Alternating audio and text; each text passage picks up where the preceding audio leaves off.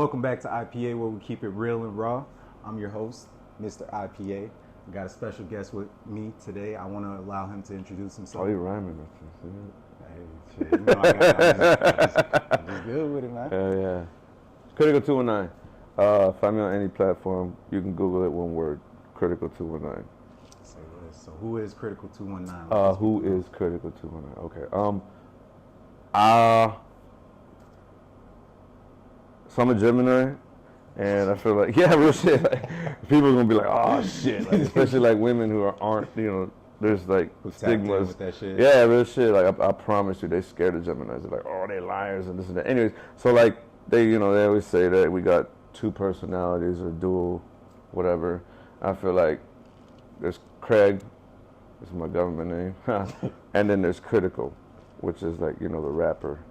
So I think that Critical219 is like the guy I am outside of Craig.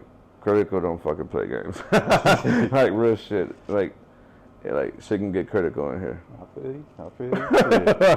So where'd you grow up at? I grew up originally I was born in Munster Community Hospital, and then I lived in East Chicago, Indiana, for like till I was about I want to say about 15, 16 years old. I grew up on the south side of East Chicago. A bunch of gangbanging shit going on at that. Was it pretty rough? It was rough, honestly. Like, yeah, because like the gang I was in, the schools were in like the opposite sides. You know what I'm saying? Yeah, so it was just fighting all the time. Yeah. Like legit, and like the gang I was in, it was just like, man, like it was crazy, honestly. Like, 'cause we was like 30, and there was like 100. You know what I'm saying? So yeah, it was crazy, honestly. Like, yeah.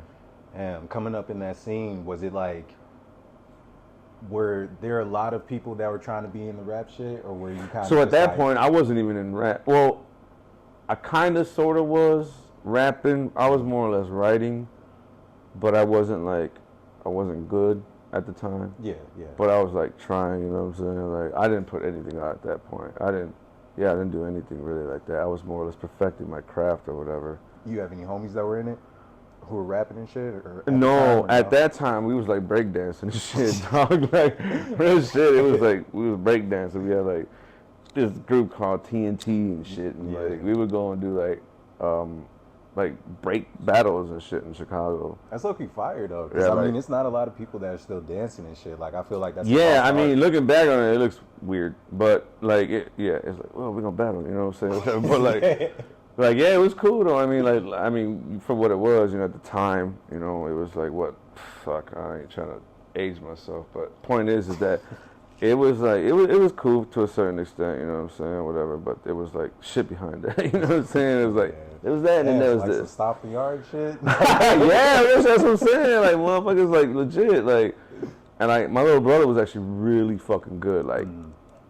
like, groundwork, whatever they would call, like, and I'm gonna name off this shit, I don't know, people might be familiar, like, helicopters, 1990s, aviators, you know what I'm saying, like, he was, my little brother, Pee-wee, he was that dude, like, because he was Pee-wee, you know what I'm saying? He was young as fuck, and like, he could do all that shit, head spins for fucking days, and we would kill it, you know what I'm saying, because of that. Like, him and like a couple others. Like, shout out to Joel, because he's like, I don't want to fuck the name up, but I'm gonna fuck the name up. Either way, Joel, he's still breakdancing, like, Brickheads, yeah. They still actually have, like, they're still breakdancing and shit right now. So I was shocked to find that out. So that was kind of like your start into getting into some type of music scene? So at that time, I was like DJing. Yeah, I was like DJing. I came up around my cousin /1, who was one of the creators for CMB mixtapes out the Bomb Records. The Bomb Records just came out. It was like, what, Ponyboy, DJ Kid Scratch, all those guys, you know what I'm saying? So I came up around them, obviously heavily influenced because that's my cousins, and that's what it was, you know what I'm saying? Like, and they had some shit, actually. They put out a couple records that were pretty cool, and there was actually vinyl too. Damn, I did age myself on that one. But yeah, no, it was actually dope. So I grew up around that era of like hip hop, you know what I'm saying? Like, I did grow up in that shit, like.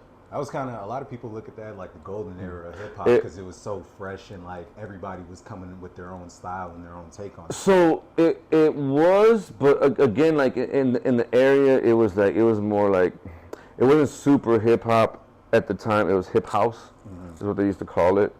And yeah, I do have a lot of influence. Definitely, like the sounds I make, or the sounds, like a bunch of the beats I do rap on. They're kind of spacey, as we'll call them, airy. You know what I'm saying? Like kind of open. Yeah.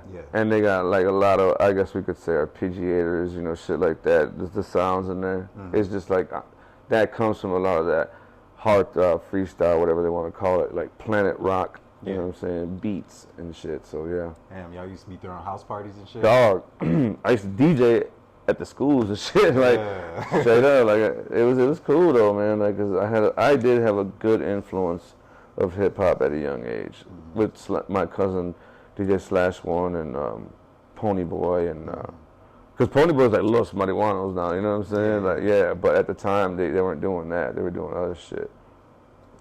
Damn. So back then, like, so talk me through like when you started taking music a little more serious or started looking towards that as an outlet. So it was definitely, honestly, like EC, I know whatever, but like, yeah, it was a bunch of gangbanging shit, man. It was up to no good out there, believe it or not. Like, got to one point, you know what I'm saying? And then like we moved out to, you know, the station, and LS. And that's pretty much where it just kind of, I took it more serious, you know what I'm saying? Like as far as like, damn, you know what I'm saying? I kind of do this, you know, whatever. I had like a cousin that was like /1's cousin, you know, Alex. And I honestly, I kind of still thank him. I don't thank him anymore, but I do tell him every now and then, like, he's the one pretty much that created the name Critical, because there's a lot of yes men in, like, with people who rap nowadays. Especially in this shit. Yeah, and he had no problem telling me, like, that sucks. And I love that, you know what I'm saying? Because, like I was telling you earlier, like, Chris, like, I have no problem telling him, like, bro, that's terrible. You know what I'm saying? If it is terrible. But he's at that point now where, like, shit isn't terrible. But I had to legit, like, earn that, you know, like. That shit's valuable, though, because, I mean, when you're giving constructive criticism, like, a lot of people look at that shit like it's hate. But it's really just like, bro. And like, because again, I mean, dog, they honestly, like, I mean, let's be honest, you know, I ain't trying to, like, dip into fucking generations and shit like that, but they real sensitive nowadays, you know, they can't take, like you said, constructive criticism, which critical, you know what I'm saying? Like, I took that with it, you know, it literally took me, like, 3 years, and my cousin was like, that sucks. Then one time he was like, that's actually pretty good. And then after that, it was, you know, I've excelled at because of that. And, like, I had a little brother, so he didn't suck because I'd be like, that sucks, you know what I'm saying? And like, we had another, you know, third member in the rap group we had at the time. None of us sucked, bro. Like, we literally went everywhere and won every fucking contest we ever got into, you know what I'm saying? So shit, talk about the group. Talk about trilogy, Yeah. How did it come to be, and then like what all did y'all do? So we had this song, me and Pee-wee, my brother, called NWI, Northwest Indiana, obviously, and Dead Bodies produced the track, and we featured, you know, one of the folks on it, and Illicit, and everybody loved it, you know what I'm saying? It was a banger, like, you know, obviously we're Northwest Indiana type shit, but everywhere we went, it was just like, we smashed the clubs, you know what I'm saying? Like, and I remember P wasn't even like of age to fucking get in there, and it was Illicit, but we killed it, you know, and that's what it was. And Illicit at the time was rapping was his older brother. Oh fuck, I can't believe I'm drawing a fucking blank on that. Shit, I'm sorry. Yeah, he was rapping with his brother. High Powered was their little, you know, rap group or whatever, and then me and Pee-wee was, oh god, it was called BUN. It was like Break Your Neck. It was that's a terrible name, bro. Like dead ass, it's a terrible name. Bun. Yeah, BUN Bun, like real shit. But we did some shit, me and him. But point is that we got him on that song, and it was like, it was kind of over after that. The funny thing about that, how we came up with the name, obviously, it's, you know, there's three of us, trilogy, blah blah. Right? My mom actually named the group, dude. Dead ass, we were at my mom's house one day, trying to come up with a name, bro. Like, OG just come dude, she was like, "Why don't you guys name yourself Trilogy?" We're like, "Damn, we're busting our head over this shit." And Mom's like, "Yeah, name yourself Trilogy." But obviously, you know, we put a spin on it. Yeah.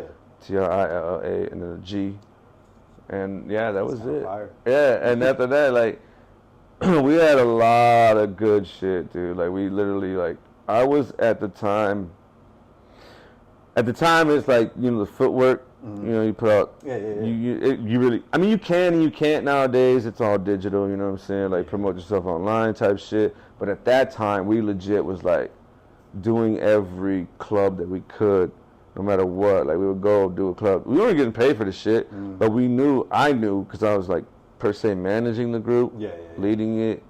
I knew that if we got enough groundwork in it, yeah, we're going to blow, you know what I'm saying? And we actually pretty much almost did, and I know how that sounds, but it's like literally there was like, you know, somebody in the group, you know, that did some like stuff that unfortunately like threw us back on some law shit, you know what I'm saying? Like, I won't get too further into that, but we were there, man. We had legit, like, we went out to Miami, the Coast to Coast mixtapes at the time, and God, I hate telling that story, but it's so funny and corny at the same time, and corny because Indiana. So anyways, that was the joke. Yeah. We went out there, and it was like, fuck it. We had, like, conquered Northwest Indiana. Everybody knew who we were, Trilogy. We had already been on the radio, did some shit, you know, Power 92, and any little contest we had around Northwest Indiana, we did every open mic, killed it, did every bar scene, every bar pretty much, killed it, that they would let us perform, that was having performances. I seen this Coast to Coast mixtape shit, and I was like, yo, fuck it, like, I've never been to Miami, you know, like, let's go, fuck it, you know. Went down there, and what it happens is that you're judged by actual professional industry guys. Yeah. At the time when we went down there, we were judged by a guy named Rockwilder. He's produced for like Mariah Carey, fucking Method Man, Redman, Jay-Z, you know, a bunch of people like that at the time. And then there was another guy, was CTE, one of the CTE DJs, you know, Jeezy's DJ. Okay. And then the other guy was like the owner. And they sat on like a couch like this, and dead ass, this is the stage per se, right? We would be performing out there, you know, to the crowd, and that's how they would judge us. It wasn't like, oh, the crowd judges, you know, it was on some real professional shit, which was cool. I like that, because, you know, we were from fucking Indiana. And I was going to say there's no bias. Yeah, it doesn't, we had nobody there. You know what I'm saying? Like, nobody knew who the fuck we were there. Yeah. And again, like, had a guy there, one of the, you know, co-hosts. Oh, no, we're Indiana's food. So I'm like, corn. I'm like, oh, here we fucking go. I can't wait to say this corny shit, really. Like, you know, like, when I stay, whatever, And I hate saying it, but I'm going to say it. And I was like, yeah, we were saying there's more than corn in Indiana, bro.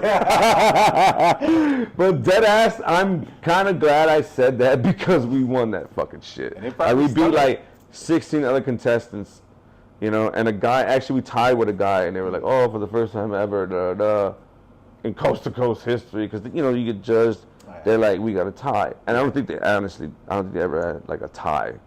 And we came in first with another guy who was actually from Miami, E. Mackey. I'm still cool with that guy. Like, he's actually doing some real cool shit. I got to hook you up with him, bro. Like, he really does some cool shit for, like, Ace of Spades and, like, some other company. I forget what it is. But, yeah.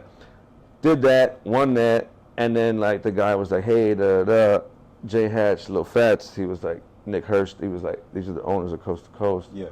They were like, man, we got this thing called the Coast to Coast Convention. You know, there's gonna be more contestants, whatever, you know, come down. Okay, so we won that one, back to that. We got like a video shoot, something else, blah, blah. We were on their mixtapes, you know what I'm saying, with a bunch of like, you know, Cameron and all the rest of them. So we were featured actually on that mixtape, which was dope. Yeah, right. So then the next time we went down, they were like, yo, whatever competition, is it called Coast to Coast Convention? And it was more than like, it was like 25 contestants, like, so we'd just be 15, right? It was like September or something like that. And I remember like, one of our members, like, you know, got in trouble with the law or whatever, and like we couldn't, you know, they wouldn't put him a bond. He sat for a year pretty much. But we still went down there and replaced the third member with Al Coleon. And we just needed him just to fucking jump around and ad-lib the shit. And he did, you know what I'm saying? I tried to give him the verse, like, yo, I remember the verse. He was like, man, I didn't remember the verse. And Pee was like, man, fuck that. So Pee did his verse. Yeah. I did my verse. He did his verse. And we won that shit too. That's fire. And then after that, then my email started blowing up. Like, LaFace, Arista.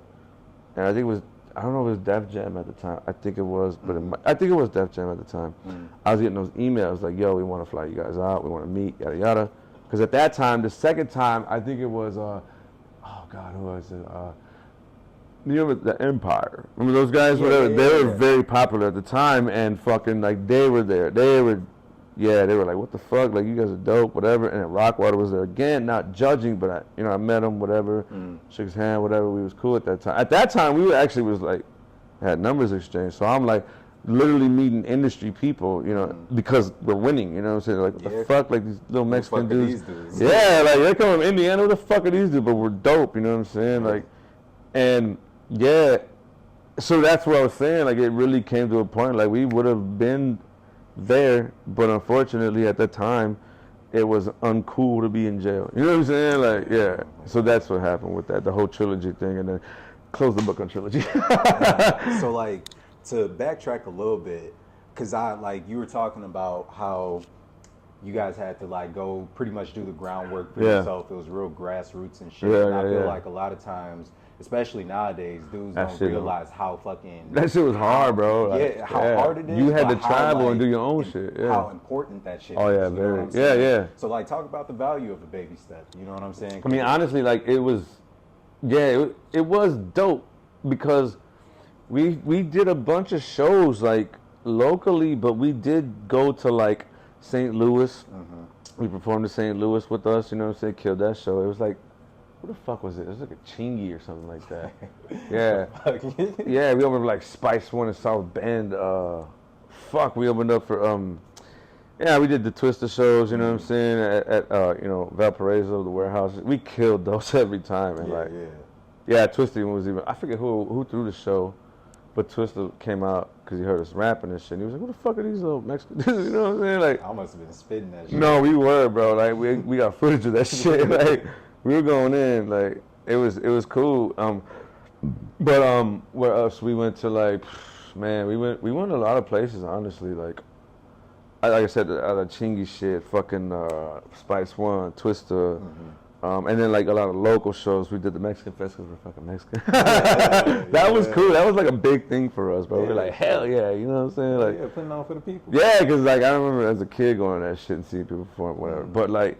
Yeah, that shit was cool. It really was like, it took some time, but honestly, I'm at this point where I'm looking back, it's like, nah, bro, we were the shit. Like, we were really good, dude. Like, dead ass, we were really good. Power 92 was, you had to pay the motherfuckers to get your song on right there. Like, y'all are dope. Come, we're going to interview. And they did, you know what I'm saying? It was dope. And I think a lot of times, like, just based off of what you're saying, like, a lot of it moved off the fact that it's the quality of music. You know what I'm saying? Like, like, the music is going to push the shit way further than, like, just looking cool. That's actually funny you say that because I wasn't even going to mention that. So, inside peanut butter, outside jelly, right? Yeah. He was our producer. Yeah, dead ass. And a lot of people don't even know that shit, bro. Like, Black Tea Productions, actually. Yeah. That was him. And nobody... I don't even mention that, honestly, too much because, I mean, now we're talking about, you know, the rap group Trilogy. Dog, dead ass, like, that's what's Trap Boy, Skyscraper. Like, those fucking songs, like, were produced by him. Those, like, the instrumentals, you know what I'm saying, the beats. Yeah. They were done by him, bro. The inside peanut butter, outside jelly. Because, like, I had leased a beat, I think it was Trap Boy. And, like, I sent it to him, and he was like, yo, what the fuck? Like, this is you guys? And I'm like, yeah. He was like, yo, fuck that. I don't want to work with you guys. I was like, I bet. You know what I'm saying? So, so I'm not even, like, thinking about it now. Like, yeah, we did have him, like, honestly. Fire, bro. We did have him under our belt with, like, Skyscraper, Trap Boy, Penis Route. That was the name of that fucking song, bro. Oh, my God, bro. That shit was so cool, though, honestly. Like, Shout out Listen for coming up with that fucking name, bro. What was the name?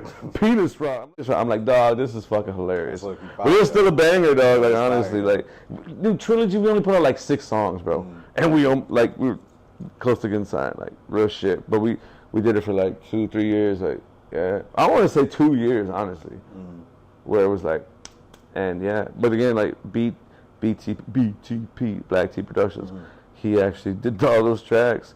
And the thing too is that the funny thing is that, so as a producer, which I am, engineer, rapper, manager, singer, but no, like, dude, like I had this formula, and I hope, like, I will say this just to honestly pass this down to the next generations of rappers who have like more than 1 or 2 rappers in your group. Yeah. They would always be like, how the fuck do you guys do 3 verses, you know what I'm saying, and still fit in the 3-minute format? Bro, on God, we would do 12 bar, 12 bar, 12 bar. People, they're like, spit a hot 16. No, bitch, we spitting 12. Yeah. So we're going to sit there and go on 3 minutes and 26 seconds. Boom. That's how you do it. Yeah, and they wouldn't know, because they, you know, the average person they not count the bars. So dead ass, that's how we would do it every time. We all had a verse, because that was the formula that I was like, yo, how about we spit 12s? You know what I'm saying? And nobody was doing that. And I think that honestly, like, helped us, because every time we would come out like chorus, verse, chorus, verse, chorus. So the chorus got in there 3 times with 3 rappers, which is really like kind of unheard of, because, you know, they're like, the industry standard, radio standards, like 3 minutes and 27 seconds. Fuck, at this point, it's probably about 3:01. I mean, fuck, Lil Uzi Vert had that song, it was like 2 minutes, you know what I'm saying? But that's the industry standard on the radio is like 3:26, and I always tried to be industry standard music, right? Yeah. We were ready to blow, bro. Like, I had a fucking foolproof plan, bro. Like, that ass. We opened up for Soulja Boy. Kiss me through the phone. Lil 500. Hey, but that shit was lit, bro. That shit was so fucking dope. Like, we went down there, killed that shit. Yeah, and I know we were the best opening act, because we whatever shit was over, and, you know, first time in Bloomington. And we was walking down the street, and it was like, hey, you guys were the best opening act. We heard that shit everywhere. But it was cool, you know what I'm saying? I was gonna say, it seems like y'all didn't take any of that shit for granted. You know what I'm saying? Like, no. Was, like, really trying so, to, like, dude, at that time, honestly, I was the most humblest motherfucker out of the rap group. Illicit and Pee, man, they were so fucking just like, man, you with the shit, you know what I'm saying? I'm like, dog, chill. Like, even the first Coast to Coast competition we won, they started calling names, and, you know, for the winners and shit, 3rd place, da-da-da, and I'm like, fuck. And P and Liz are like, man, yeah. They call second, and I'm like, fuck. And P was like, we won this shit. And I'm like, I don't know, dog. And then we won. I was like, fuck yeah, you know. They were fucking just, and I love that, though, honestly, because I was super humble at the time. How did that change? At the time. How did that change your perspective about the shit? Like, winning that shit, like, what did that take your mentality to? Because I know that shit was major. Yeah. So you talking about the Coast to Coast shit? Yeah. Oh yeah, dude, it was dope. Honestly, again, I knew we had it at that point. You know what I'm saying?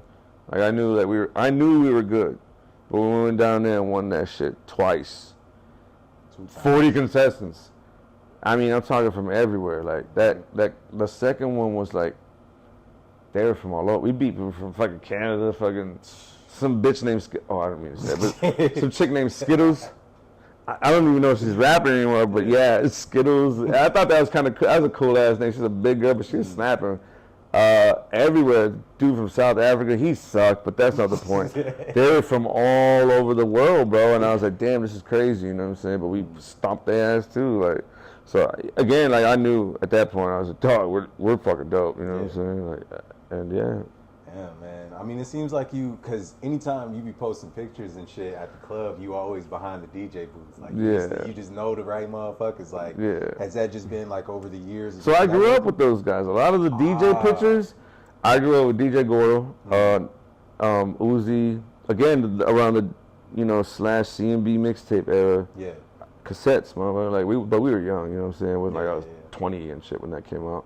But we knew people because of the area we were in, East Chicago, and Kid Scratch actually was a Violator DJ. Mm-hmm. So a lot of shit actually did come out of like the area we were from. Like fuck, Freddie Gibbs from Gary, you know what I'm saying? Yeah. You know that, you see on my Instagram, like I went on this little tour with the ESGN album. Fuck, I got Gibbs in my phone, you know what I'm saying? I called him up to do the Wu-Tang show that I did in Toyota Park. Mm-hmm. I was like, yo, you want to do this Wu-Tang show? He's like, yeah, fuck yeah. I was like, bet. He's like, all right, bet, hit him Lambo, you know, whatever. Booked him. But yeah, it's funny, yeah, we was talking about that. But yeah, whatever, like 2 months ago, on that ESGN tour, like, yeah, it's funny as hell. I'd never seen it until like fucking 3 months ago. Yeah. I was like, what the fuck? That's me on stage. Like, holy shit. And at that point, I was like, yeah, man, I have done some shit in the music industry. So talk about how you and Gibbs got tapped in. How me and Gibbs got tapped in was pretty much like, after the trilogy shit, I was on my solo shit. Because I wasn't going to stop. And Coast to Coast hit me up like, yo, we understand, you know, y'all situation, whatever. We want you to come and perform at the Webster Hall in New York. I'm like, fuck yeah, it's a renowned stadium, or I'm sorry, like venue to open up for. Like, you can look that shit. Hell yeah, Webster Hall. I'm like, fuck yeah. And I ain't never been in New York, so I'm like, yeah, run that, you know what I'm saying? Manhattan, stood down there, did the show, whatever. And I wasn't in the competition. I was a starring act, you know what I'm saying? So like, fuck yeah, I did that shit. And that was dope, you know what I'm saying? Did that. Then all of a sudden, like, I linked up with my boy I grew up with, and we went on that music shit, you know what I'm saying? As kids, Ville. And apparently, a kid we grew up with, I guess his name was the Reaper, the rapper, but I knew him as Andrew Jones. No, real shit, but hey, listen though, hey, he's dead, stop. So, like, rest in peace to him, and that's Gibbs' little cousin, I guess. And I didn't know that. I mean, why would I know that? You know what I'm saying? At the time, we didn't know who Freddie Gibbs was. Freddie Gibbs was my fucking age. So, point is that, yeah, Ville, we knew we knew Andrew Jones, which is Freddie Gibbs' cousin. Yeah. Then Ville was like, yo, he got up with me and was like, this and that, blah, blah, blah. The next thing I know, I meet Gibbs with Ville down in Muncie, you know what I'm saying? And ever since then, we kind of linked up, whatever. Me and him are Gemini. Gang. So, shit, we hit it off no matter what, bro. Like, and we was cool right off the jump, you know what I'm saying? And that's what happened. And, like, as Gibbs, he was putting in the groundwork that we were doing, you know what I'm saying? Like, he would go and do, you know, shows in fucking Wisconsin, all kind of shit. So, I hooked up with Ville. Gibbs had a guy at the time, D-Edge. He was his hype man. Yeah. But he was also a rapper. And fucking, yeah, that's how that went. Ville was like, yo, you want to DJ for Edge? I'm like, fuck yeah, let's do this, you know what I'm saying? Whatever. Because at that time, I'm like, yo, trilogy's over, you know what I'm saying? I'm still not stopping rapping, you know what I'm saying? I need a foot in, you know, and I thought that, yo, this would be like, you know, because Gibbs was dope. Yeah. And he was on the rise, you know what I'm saying? Yeah. And like, and not that I wanted to ride his coattail, but I was like, yo, I'm good at what I do, let's do this. And I've actually DJ'd for Gibbs a couple times. Had that Rick Ross show in Gary, I DJ'd for him there. Had a show out in Aquavore, you know what I'm saying? I DJ'd for him there. Because his DJ at the time, I don't know what it was, whatever the circumstance was, he was scared to DJ or something like that. He was just scared of the hood. But either way, like, yeah, I would pick that up, you know? After that, we went to fucking, Gibbs flew us out to, Gibbs came in, he had that ESGN album he was dropping. And he was like, yo, y'all come with me, you know, to New York. And dog, that right there was like one of the dopest fucking like road trips I've kind of taken, because I met like reputable fucking people in the music industry. Yeah. I mean, like, we're talking DJ Premier. Bro, I was fucking shell-shocked walking into that, guys. Because I didn't know where we were going. First off, we were at MTV fucking, like, studios. Yeah. Dope. That's cool. Yeah. Dope. Then, like, we were going to go and, like, Gibbs was going to put a verse down on some whatever, like, and he didn't tell me. And, like, me and Ville and Edge, and there was, like, two other guys, they gangsters, hell, they don't know what the fuck's going on. You know? They don't know who the fuck DJ Premier was either. Yeah.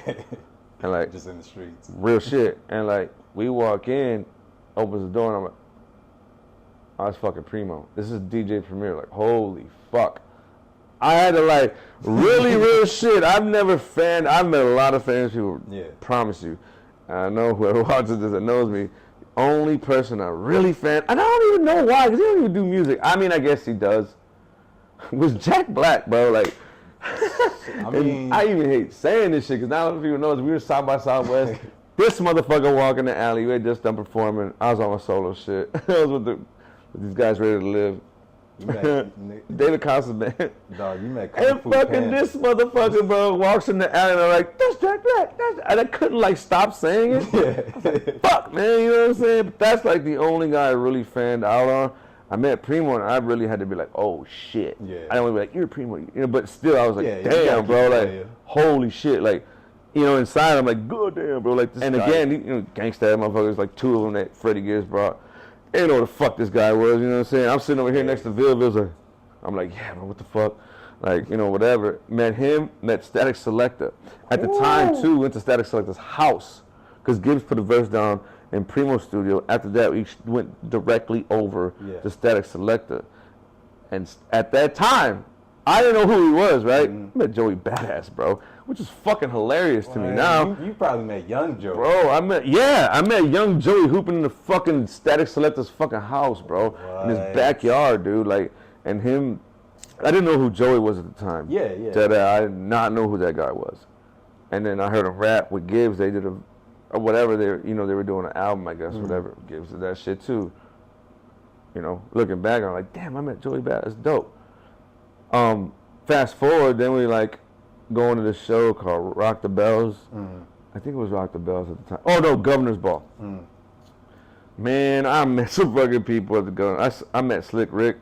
That motherfucker legit had it was a plate, bro, of gold. I mean, like, it was that big. Like, I'm not even like, there's no cap on, bro. This was like this. And it was all gold, bro.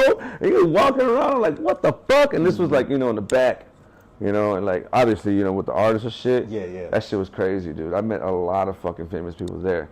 Then after that, you know, we're still fucking with Gibbs. We did the Governor's Ball. He dropped the album, ESGN. Actually, we went to Rap Radar, too. I forgot. I left that out in that little, like, New York run. Yeah. And then we went out to, it was San Bernardino, I think. I always want to say San Andreas. San Bernardino, I think. Either way, it was in California, whatever. And, again, met some more people, you know, whatever. But I remember, like, we had a party and shit, like a industry party, I guess. And we walk in, whatever, and I see Static, and he's like, what up? I'm like, damn, this nigga, whatever. You know what I'm saying? Like, what's up? He's like, what up? What's good? Oh, he's coming in, you know, like, that shit was cool, though, yeah. That shit was dope. That's how I got linked up with Gibbs, and then it's been love ever since, you know what I'm saying? It didn't work out with, you know, the people he was fucking with at the time, but me and him always kept it cool, no matter what, you know. Nah, that's tough, though. I mean, shit. Like I said, I booked his ass for that fucking Wu-Tang shit before COVID hit, you know what I'm saying? Like, that ass, I called him up like, yo, you want to open up a Wu-Tang? He's like, fuck yeah. I was like, come on, motherfucker, you know? Damn, that shit was cool. Boy, you met Kung Fu Panda. That shit I was just watching that movie. That's hilarious. That's wild as fuck. Damn, so, like, how do you feel when you hear, like, people go with the narrative that, like, Freddie never looked back to try to pull Gary up type shit? So, I mean, like, the casino's doing it. What the fuck they need Gibbs for? You know what I'm saying? No, the thing is that I don't know. I mean, like, I don't really get into the rap politics like that. You know, I don't. You know, like, I mean, like, I don't know, like, per se what you might mean by that. Like, I mean, like, he did have some people that he was gonna, like, put on, but you know, they might have, I don't know, you know, did something that might have rubbed them wrong, whatever. And that has nothing to do with me, you know what I'm saying? And he was trying to put some people on, you know what I'm saying, whatever, but, you know, it didn't happen, you know what I'm saying? At the same time, sometimes when you get in this industry like that, you know, sometimes you got to cut, like, people off, you know what I'm saying? Like, it's part of it. It is. It's a part of growth, you know what I'm saying? Like, not everybody that might have been with you from the beginning is going to be with you at the end, you know? Yeah. And I think that's what happened, honestly. And like I said, he was trying to put some people on. And that's the thing is that I was, like, in that little thing, and then like they got cut. I'm like, fuck, you know, like I promise, like I don't really say that too much, but yeah, I was like, damn, like, fuck, you know. Yeah. But yeah, it was cool though. It was a good, like, I've had a lot of fucking rap experience.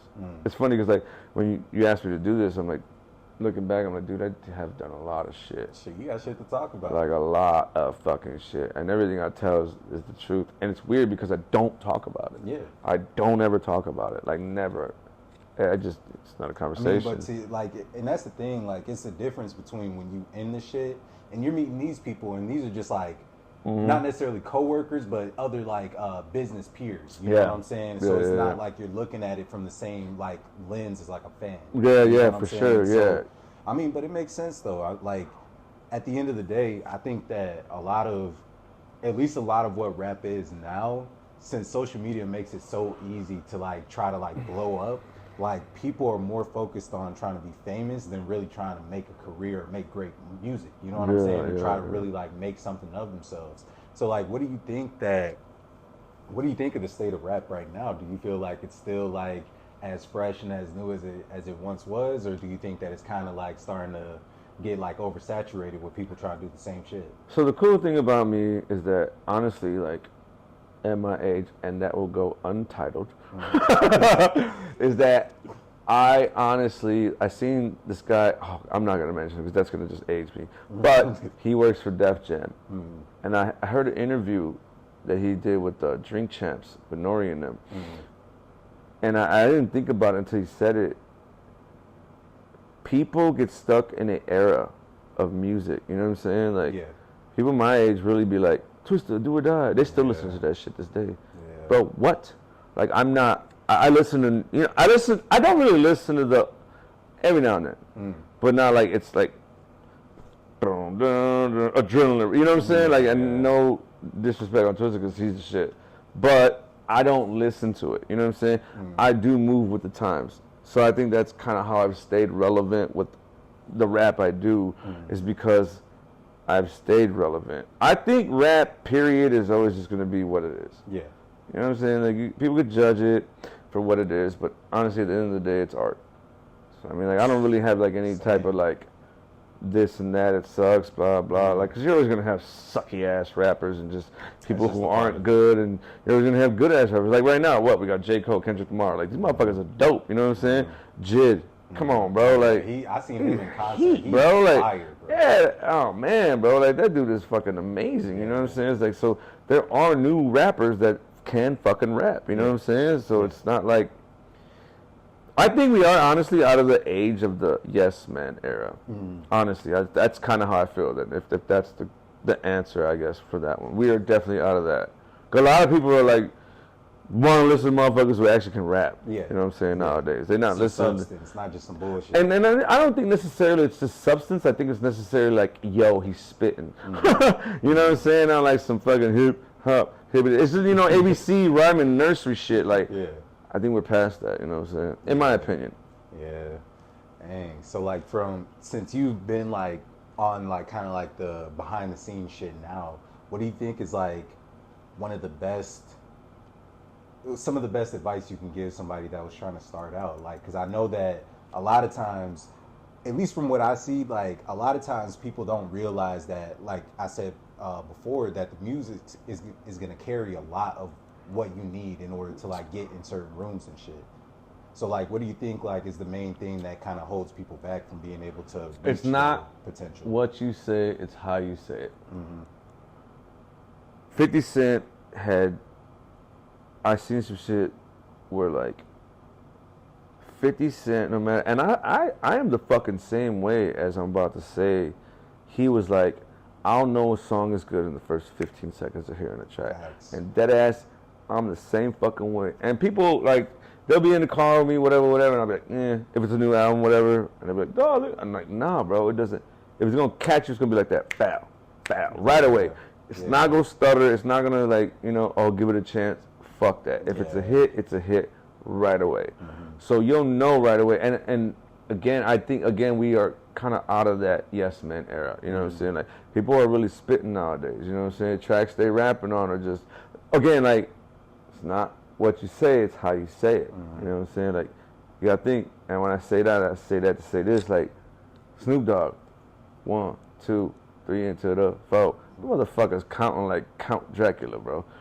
Snoop Doggy Dogg is on Drake. You know what I'm saying? Like, it's not what you say, it's how you say it. Like, I told Bug that shit, Hollow Gang, and like, it's not really what he's saying. He's spitting, but it's how he sounds, dog. Like, he sounds great, you know what I'm saying? He just has that sound, dog. Yeah, and I think it's hard for some of these artists to be like really honest with themselves. Like, what's actually sounding good and what's actually good. Critical. Because they didn't have a bunch of cousins saying, you suck, until they're actually good, dog. Like, and I get that too, but yeah, no. It's what it is, man, you know. Music, like I said, at the end of the day, music's art. And people are going to judge you no matter what. Whether they like it or not, you know, it's just up to them, up to you. If you make good music, they're going to like it. If you don't, then it's what it is. You don't make good music. Yeah. So what's coming up for you? What else you got going on? The last hurrah. Like dead ass. Like this is like I always write. I always like my Snapchats be saved me, you know what I'm saying? And just freestyling on shit, you know, choruses, you know, whatever. It just I don't, like I said, at the end of the day I'm a creator. And that's never gonna stop, you know what I'm saying? Like, period. Like, I've got over like 150 fucking songs, and I like, all right, I gotta start dropping shit because this is like it, you know what I'm saying? Like, I gotta push this shit out for a year, you know. But yeah, I mean, like I said, it's not gonna stop. I'm gonna like write for people no matter what. I'll write R&B, I sing, yada yada. So it don't matter, you know what I'm saying? But this is for me as Critical. You know what I'm saying? Like, I got a show here, next week, August 5th, in Hobart Art Theater. And it's just a bunch of, honestly, like, I could say local artists, whatever, but I don't really consider myself a local artist. But whatever, that's fine. It's just a bunch of us, you know what I'm saying, which is cool. Because, like, we sell our own tickets, you know? And like I was telling you before, it was like, man, I didn't think I was going to sell 100 fucking tickets. And I know that's not really that much, but bro, I ain't did a show in 3 years, you know what I'm saying? No performance in 3 years, so it's like, that's kind of cool. And actually, I got to go get another 100 tickets, so. But yeah, it's pretty cool, like, honestly. But this is like the last hurrah for me, per se, as Critical. Yeah, I will have, like, probably writer's credits. You already know what Cuz, you know what I'm saying? Like, everything like that, and I mean, there was a couple other artists I was managing, but it didn't happen, or whatever. But for the most part, like, again, I'm just, you know, trying to get placements and shit like that now. Do you plan on doing like a project, or you just? Yeah, so I'm gonna just be dropping singles. Yeah. Yeah, I wanted to put out the 11 album, but it's like, and I just done, dog. Like, it's been done for like a year and a half, but I don't know, man. It's like, I guess I'm my worst critic. You know what I'm saying? Like, it's like Dr. Dre, like, he ain't dropped that out, you know? That's just what it is. But, because I'll make a song every fucking day, bro. So it's like, oh, man, this is probably better than that, you know what I'm saying? So, but I have narrowed it down. I'm getting better at that. Like, all right, this is fire, let's put it out. I feel you. And that's what it is, so. Shit, I mean, you got anything else you want to tell the people? Critical219, Google me. That's about it. I ain't got nothing else to say. That. Thank you for the fucking podcast, man. Good shit. Hey, y'all heard it here first. Lost on islands, driven in both cars. Just bring your girl, feel like she both eyes. Young black nigga worked at the oceans. So how we here, trapped on the ocean, about to go up a level.